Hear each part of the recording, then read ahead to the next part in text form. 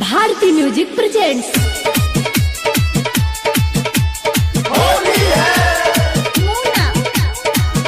आप सुन रहे हैं बैजू बिहारी के सुमधुर आवाज में।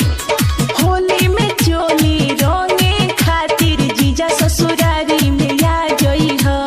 होली में चोली रंगे खातिर जीजा ससुरारी में आ गई है। तोहरा के रंगवा डाल में साली केहू के नहीं बता गई है। तोहरा के रंगवा डाल में साली केहू के नहीं बता गई है। होली में चोली रंगे खातिर जीजा ससुरारी में आ गई है। होली में चोली रंगे खातिर जीजा ससुरारी में आ गई है। तोहरा के रंगवा डाल में साली केहू के नहीं बता गई है। तोहरा के रंगवा डाल में साली केहू के नहीं बता गई है।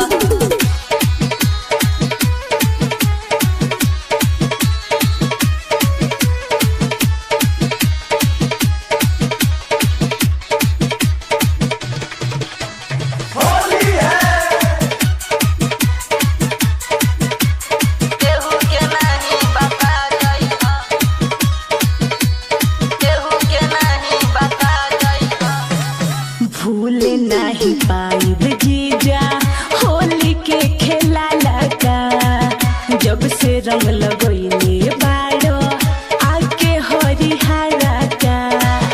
आके हरिहरा का।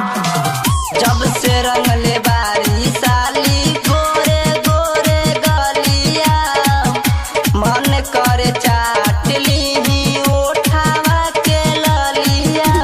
सुनो ये जीजा अपन पिचकारी लहंगा में हमरा लगा जोई हो। सुनो ये जीजा अपन पिचकारी लहंगा में हमरा लगा जोई हो।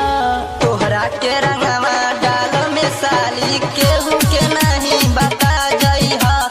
तोहरा के रंगवा डाल में साली केहू के नहीं बता गई है।